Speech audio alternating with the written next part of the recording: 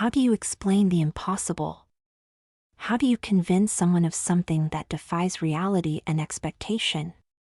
I don't even know where to begin with this, with what happened to me and my family 4 years ago. I need to tell you all something. I need to tell you what happened. I need to tell you about the Red West. I watched as my son splashed around in the waves, the sun reflecting off the cool green water. Sean laughed as the waves crashed around his ankles and chased him up the shore. The ocean then pulled away, leaving trembling patches of sea foam that shuddered in the wind. The hot sand sighed with brief respite as the great walls of water curled in on themselves and fell, cooling the earth. My son, Sean, was 5 and I smiled as he screamed with delight, another wave chasing him up the beach and collapsing at his feet. The sun lit a cloudless sky and the water danced in its light. The sky was empty and blue, a vast stretch of perfect color. And it was all for us. I looked behind me at my wife, sunbathing in the glorious heat. She had her sunglasses on so I couldn't see if she was looking my way, but I gave her a little wave from the water's edge just the same. I turned back to my son, grateful I had paid the hefty sum to get this exclusive stretch of beach. And why not? We certainly could afford it, my recent success in the stock market fueling this celebratory vacation. I wanted my family to live like royalty, and a private beach 50 miles from everything was certainly a step in the right direction. I looked back at the house behind me and grinned. It really was incredible. It was painted a soft blue and faced the ocean front.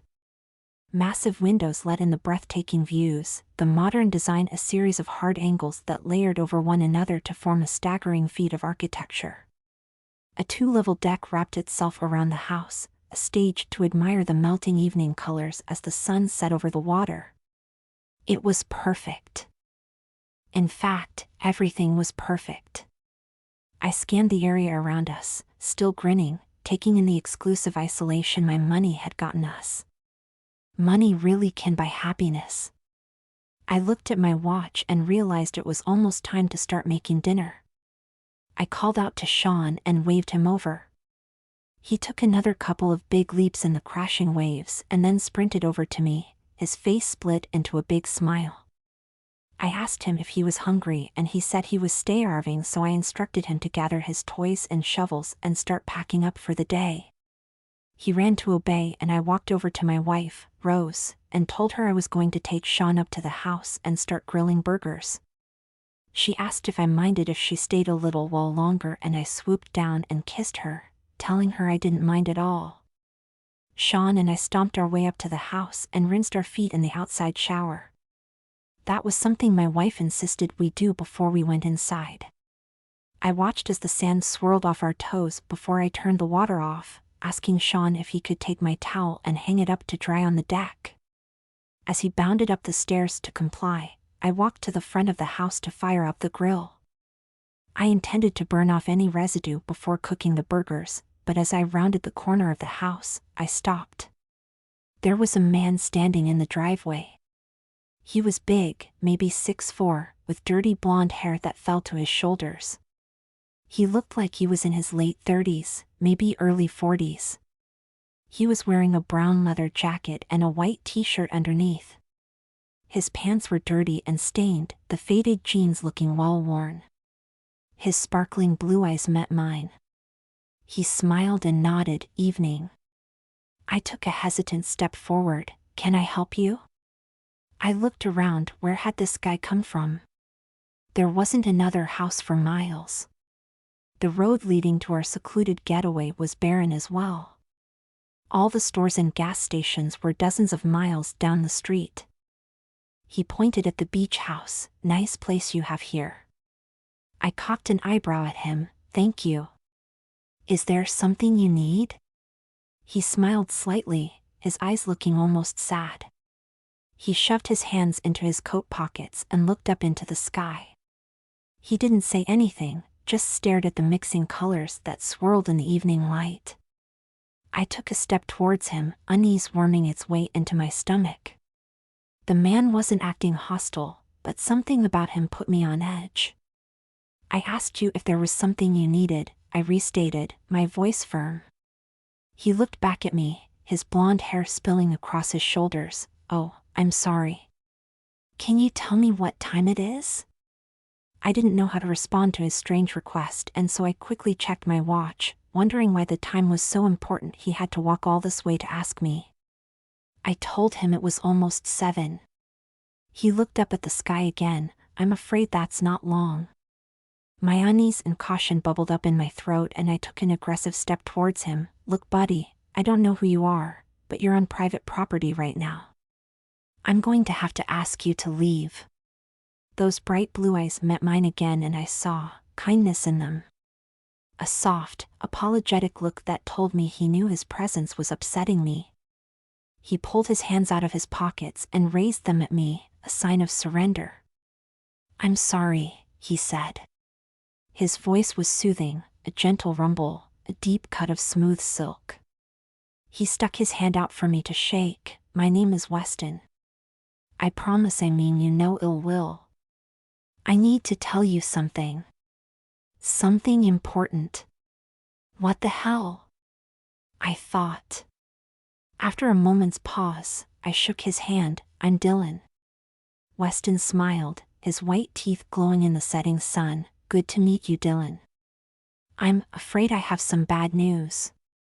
Here it comes, I thought. I knew I wasn't being paranoid for no reason. Weston continued, you and your family are in danger here. You need to leave. I stared at the big man for a second before snorting in disbelief. You're joking, right? You want us to leave? Do you know how much I paid to get this place? Do you know how long of a drive it was to get here? No, I'm sorry, buddy, but my family and I aren't going anywhere. Now are you going to explain to me what you're talking about, or do I need to call the police? Because that sort of sounded like a threat. Weston shook his head. It's not a threat. I told you, I mean you no harm. I'm here to warn you. I blinked at him. Warn me about what? His eyes turned dark. Something terrible is coming.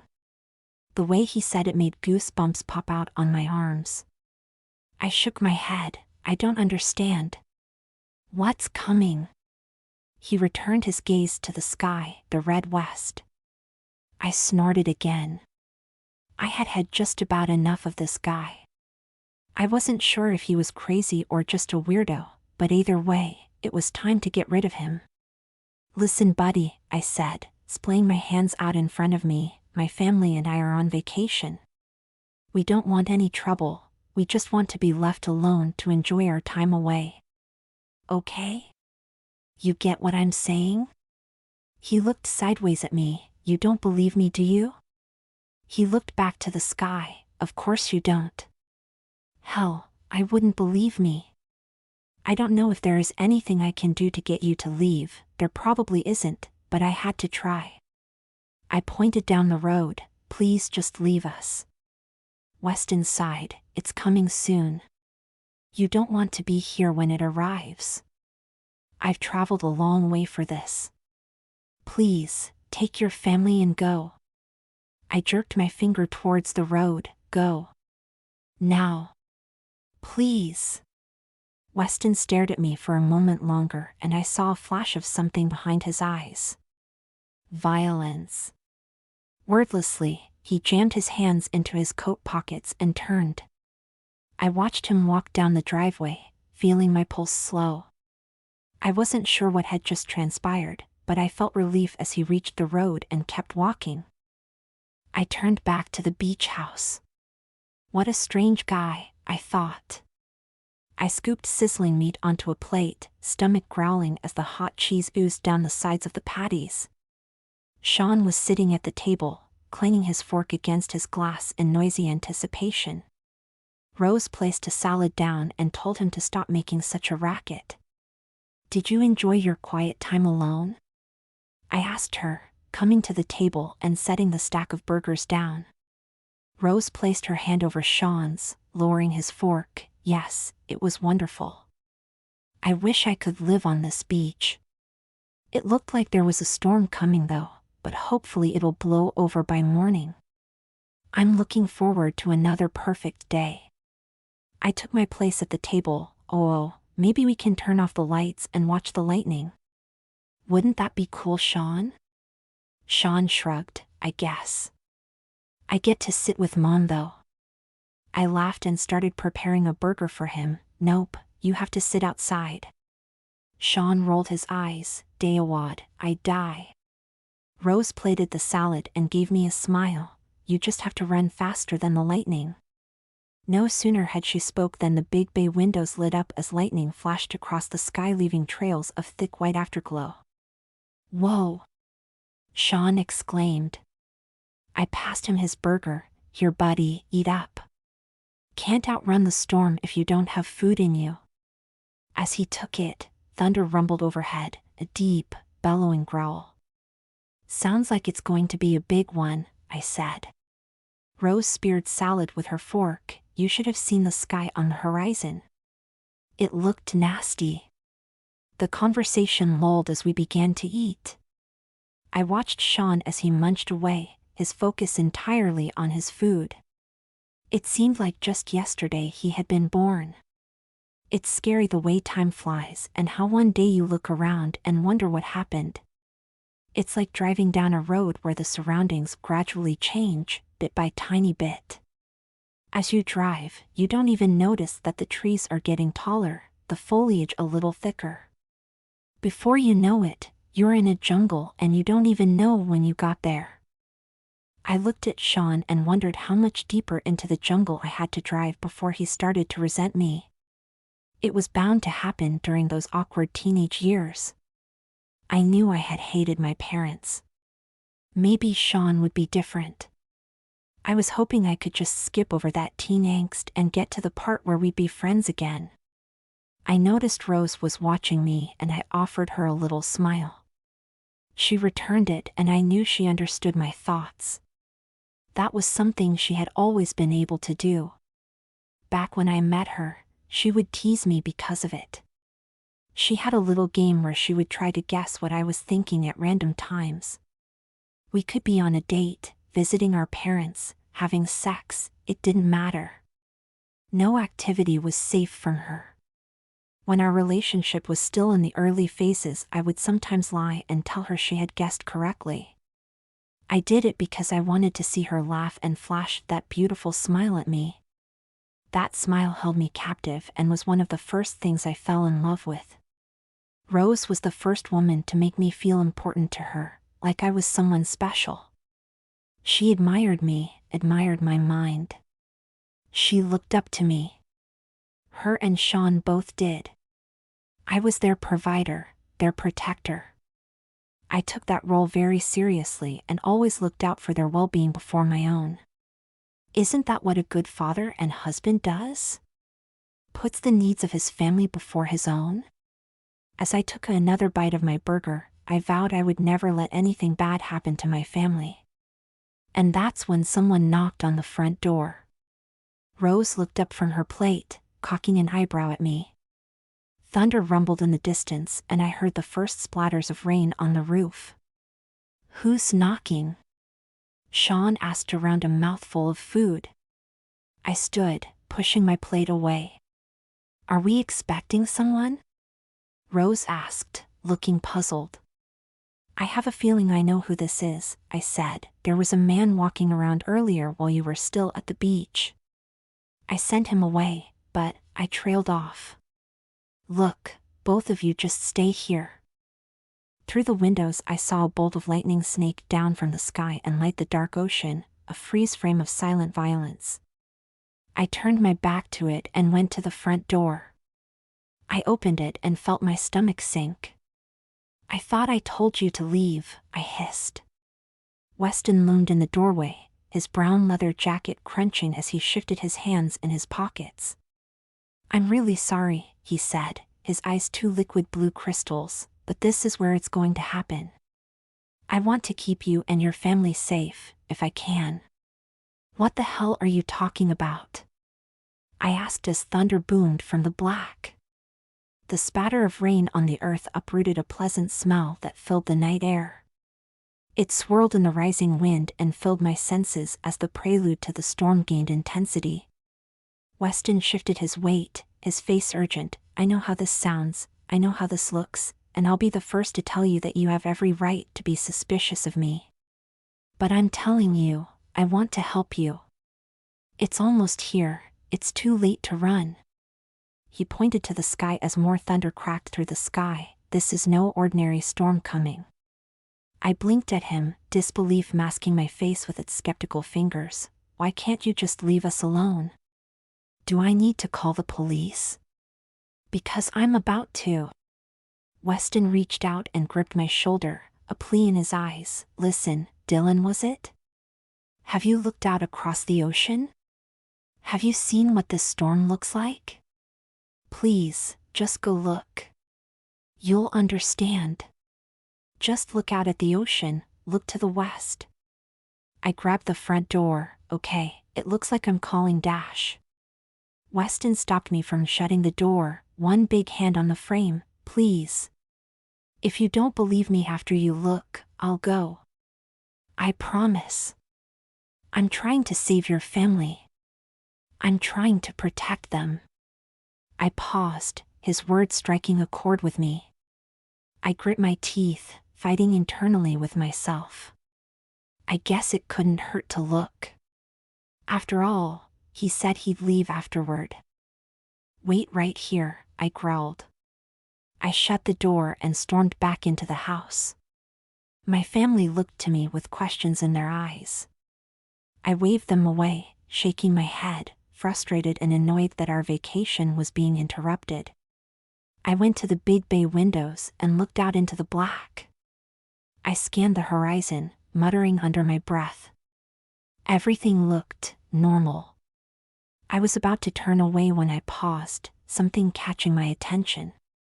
Far out against the backdrop of black sky and dark ocean, something red and yellow began to flicker in the clouds.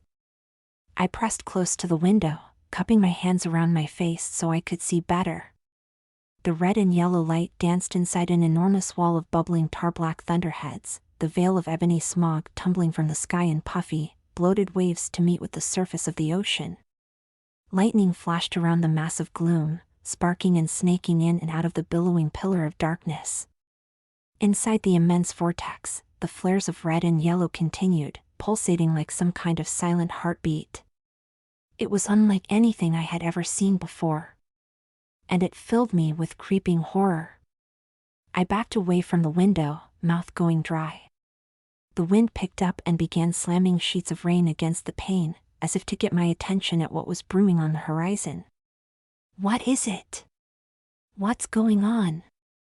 Rose asked from behind me, concern in her voice. I said nothing. I turned and stared at her blankly, my face a pale mask of fear. Thunder erupted overhead and Sean visibly jumped. We might have an issue, I stuttered, going back to the front door. Rose called out behind me, but I couldn't deal with her questions right now.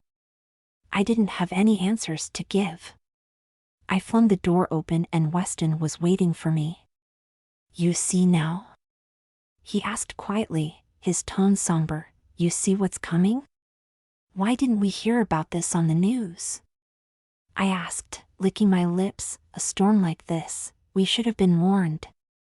Weston shook his head. Satellites and radar can't detect this. There was no way of knowing unless you've been following it from its inception. This storm didn't come from here. What am I supposed to do? I have to protect my family. Once this thing hits land, it's going to get bad. I cried in a low whisper. Weston's eyes shifted in shadow. Yes, it will. But I can help you, if you'll let me. I've been following this for a long, long time now. What is it? What kind of storm is this? I asked. It's not the storm you need to fear, Weston said quietly. It's what's inside the storm that should scare you.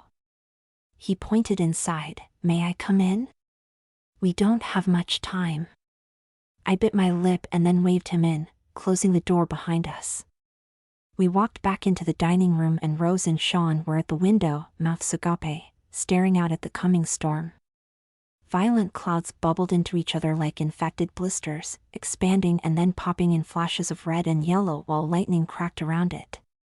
It was getting closer. The rain was relentless now, throwing itself against the house in heaves of anger, the wind screaming in agony as Mother Nature howled. Thunder shook the walls and the lights flickered once, then twice. Sean was clutching his mother, his little hands tangled in her clothes in terrified bunches. They both turned around as we entered the room. "Dylan, have you seen this?" "And who is this?" Rose asked. Before I could answer, Weston strode forward, pulling his hands from his brown leather jacket. He reached out to my wife and shook hers. "I'm Weston. It's nice to meet you. Don't worry, I'm going to try and help you all weather this storm. I know it looks nasty, but I'm going to do my best to get us all through this, okay?" He then squat next to Rose and gave Sean a little fist bump. "Hey there, champ.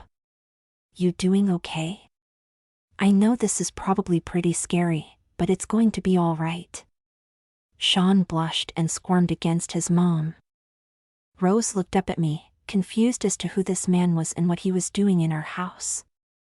I just stared at her, trying to find the words, but ended up just shutting my mouth. "You look like you're a pretty tough kid," Weston was saying, still crouched next to Sean. "Do you think you could do me a favor, bud?" Sean grinned awkwardly and shrugged. Weston smiled back. "Can you be brave for me tonight?" Sean looked up at Rose and then back at Weston and nodded. "Yeah, I'm a pretty brave kid." Weston laughed and tousled Sean's hair before standing back up. He loomed over Rose, but there was nothing threatening about his demeanor. For whatever reason, I found myself trusting this man. "Good kid you have there," he said to Rose. "I don't mean to be rude," Rose said, "but what are you doing here? Who are you exactly?" Weston looked back at me and then at Rose. "I'm just someone who's trying to help a family in need."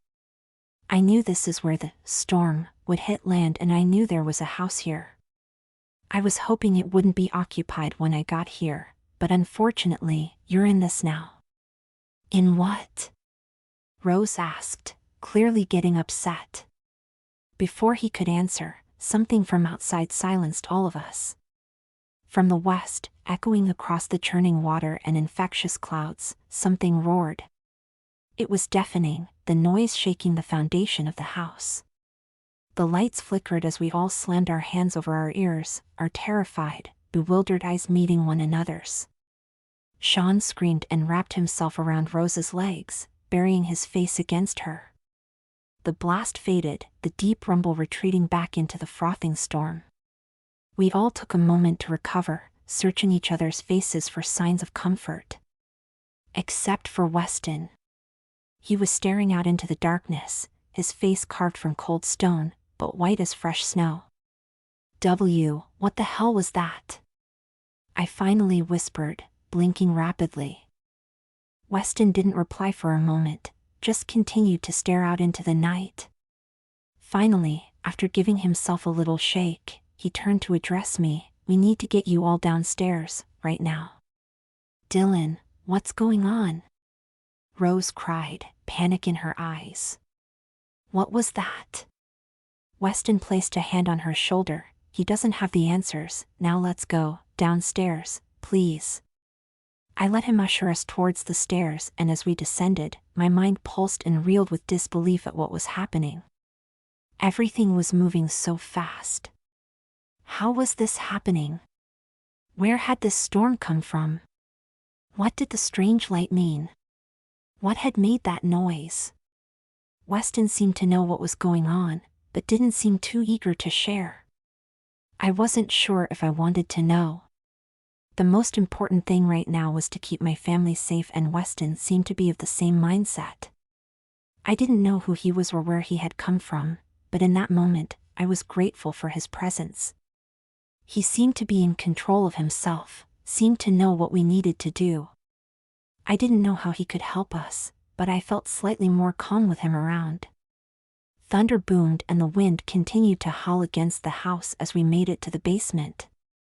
We entered the den area, populated by a large sectional couch and a massive plasma TV. The ground level, the one we were currently on, wasn't underground, but I felt a little safer just the same. There was a sliding glass door that looked out on the ocean, but the view was obscured by a pair of drawn blinds. Weston went to the door and peeked out, his watchful eyes scanning the darkness, waiting for a flash of lightning so he could see the beach. "What are we supposed to do?" I asked, feeling helpless. Rose had picked up Sean and was holding him tight, looking frightened. I went to them both and wrapped my arms around them, waiting for Weston to instruct us. Not moving, he answered from his post at the door, "Just sit tight for now. It's getting closer. Won't be long now." I felt sick, my stomach rolling in on itself as questions rose in my throat like bubbling water, but I swallowed them back down and waited. It wouldn't do any good to start saying things that would scare Rose and Sean. I sat my wife and son down on the couch and kissed Rose on the head. I walked to Weston and dropped my voice to a soft whisper. "Weston, listen, I need you to be straight with me. With whatever is out there, with whatever is coming, are we going to make it through this?" Weston glanced at me and I saw fear in his eyes. "I hope so. We just need to wait." "What are you waiting for?" I asked, shooting a look over my shoulder. Sean was quiet and curled up on my wife's lap, his eyes closed as Rose stroked his hair. Weston pulled the blinds apart a little wider, for it to make landfall. I peeked outside and saw the towering column of darkness was fast approaching. It rose out of the ocean like a tightly coiled snake, thick and squirming with inky black energy. Its enormous mass reached for the stormy skies and tangled with the clouds, rising and getting lost in the night. The red and yellow lights continued to pulse and throb as pockets of neon smog burst along the coal-black pillar. I turned away and sat with my family, leaving Weston to keep watch. I didn't know what I was looking for anyway. The air was filled with an ominous dread, a heavy blanket of hot fear. I let my wife lean into me, her head resting on my shoulder. "I'm scared," she whispered. "So am I." I placed a hand on Sean's arm, letting him know that his dad was with him. We sat like that for a while, waiting, listening to the clash of thunder and rain outside. The walls shuddered as the wind came screaming off the ocean, the gale gaining intensity. I watched Weston. He didn't move from his spot, his face a pale picture of grim uncertainty. His eyes remained locked to the outside, silent and waiting like the rest of us. My heart was tripping over itself in my chest, a clumsy drumbeat of nervous anxiety. Suddenly, Weston slapped an open palm against the wall and leaned into the glass door, straining to see between the blinds. From my spot on the couch, I saw his eyes were wide and bloodshot. "What is it?" I asked. He didn't move and answered with a hard whisper, "It's here." Suddenly, the night erupted as another deafening roar shook the house. It was deep and powerful, a long howling cry of violent anger that shattered the air with splintering intensity. Sean cried out and buried his face in my wife's lap. I clutched them both, my breath coming in short gasps, until the roaring howl passed and echoed around the house. Fear filled every ounce of me and I had to fight not to join my son in a cry of terror. Whatever was out there sounded massive and furious. Weston took a couple steps back from the door, clearly shaken. He looked to us on the couch and then back out into the darkness. He was breathing heavily and he visibly fought to get himself under control. "What is it?" I hissed, urgency lacing my voice. He swallowed hard, it's emerging from the storm. No sooner had he spoken than I felt slight tremors run through the earth. They were spaced apart and just intense enough to feel a physical registration. It felt like footsteps. Like something colossal was walking towards us from the storm. "Weston." I cried, unable to hold in my fear any longer. What do we do? What is coming? Rose was shaking against me, the terror infecting her. She held Sean close to her and whispered soothing words of reassurance into his ear as he continued to cry. Weston, I pleaded. Instead of answering, Weston stood in front of the door and visibly calmed himself. He closed his eyes and took a few slow deep breaths. Then he took off his leather jacket and tossed it to the floor. Without stopping, he peeled off his white t-shirt and flung it aside. I blinked as I took in the strange display. His body was a mass of coiled muscle, thick and powerful, his toned flesh rippling with years of conditioning. His blonde hair fell across his bulging shoulders as he closed his eyes and stepped towards the door. Weston, I cried, what are you doing? He paused, one hand on the door. He turned to look at me and I saw burning violence in his electric blue eyes. His voice grated in his throat like a blazing furnace. I'm going to go kill that thing. Without waiting for a response, he pulled open the sliding door.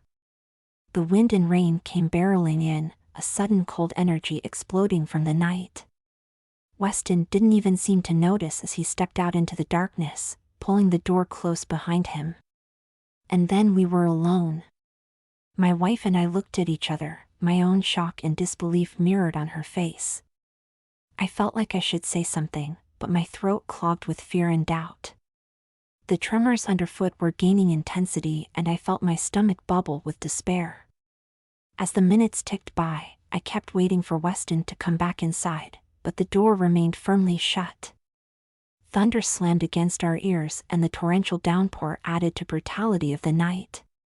It felt like the violence outside was building towards something. I stood, unable to remain still any longer, and went to the door. I pulled the blinds apart and cupped my face to the glass. I waited for lightning to illuminate the night, and when it finally did, what I saw took my breath away. Weston was standing motionless on the beach, facing the ocean. The wind and rain beat against his bare chest, but he remained an iron pillar in the storm, a mountain of grim determination. His hands were balled into fists, his rain-soaked hair dancing in the gale. Something titanic in size loomed before him, drawing closer with each earthquaking step as red and yellow light flashed around it.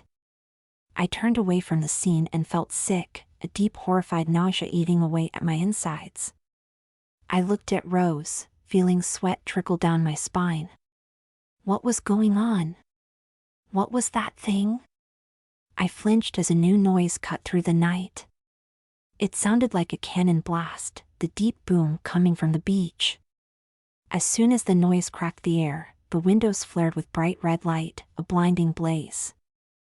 Another roar, this time sounding different. It sounded like a cry of pain. The light fixtures shook as the crimson light faded, overtaken once again by stormy darkness. The ground shook as another blast jolted the earth, the cannon-like explosion causing my ears to ring. What is going on out there? Rose cried, pulling her feet up onto the couch and wrapping herself around Sean. Trembling, I turned to look outside as the sky flared in a blinding glow of red. I covered my eyes and steadied myself against the wall as the ground shook, the cannon blast explosions growing more and more frequent.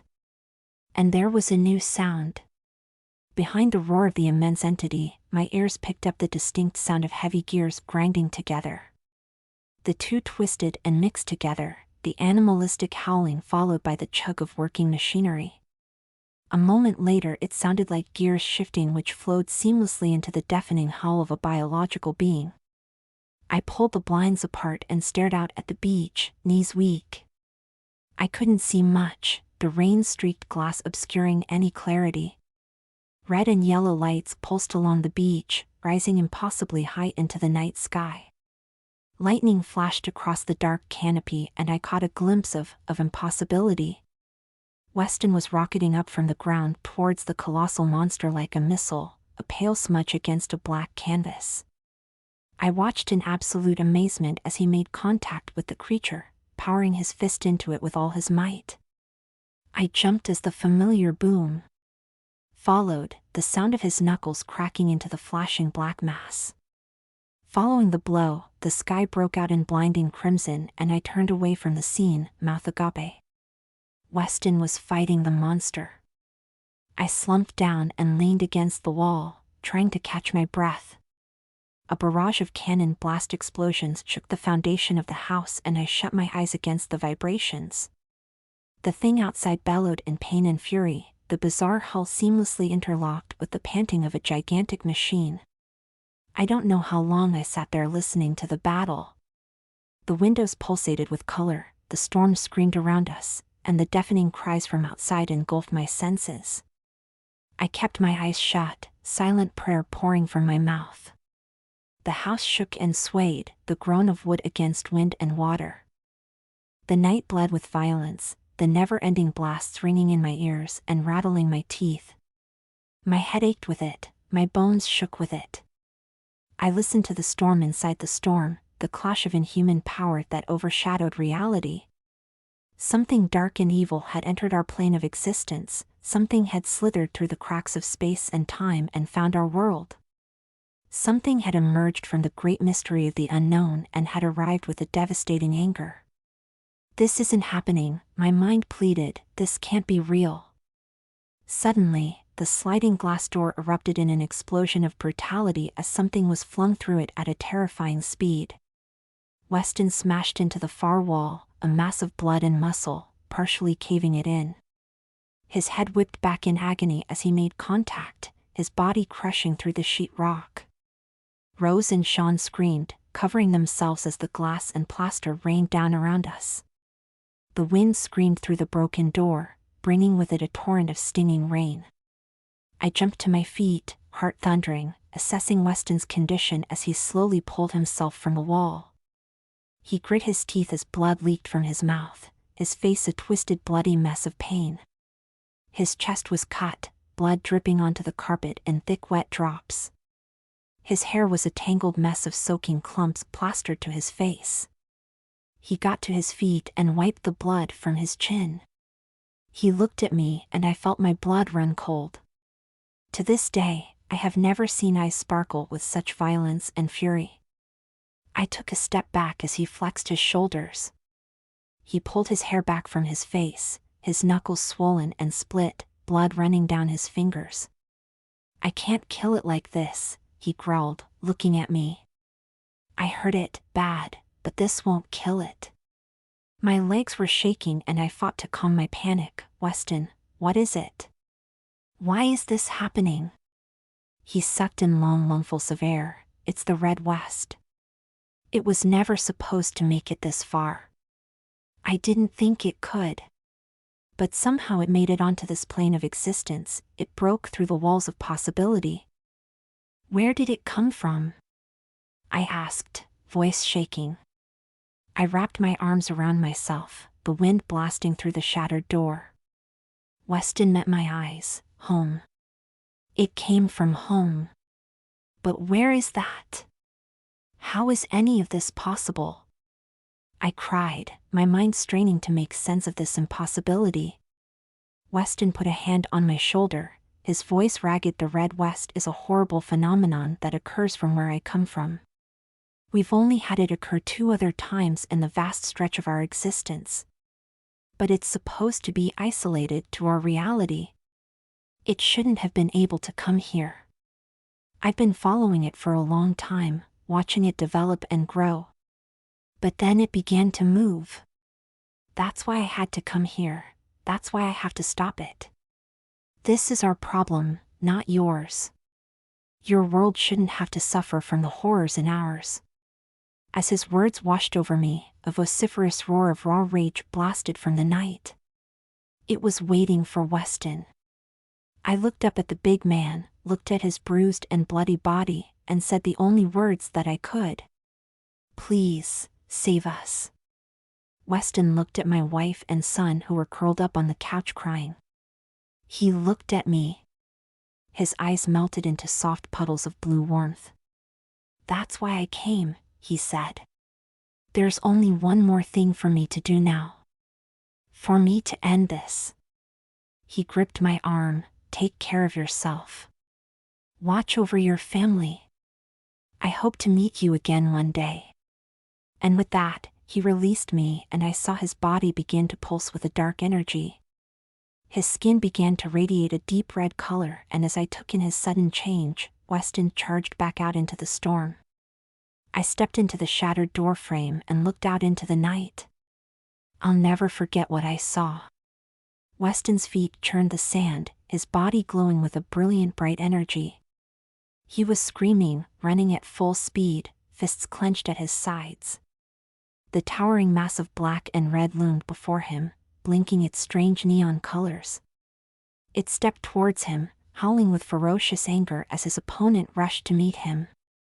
Lightning lit the sky, the thick white veins illuminating the battlefield. Thunder crashed overhead as the two foes met at the water's edge.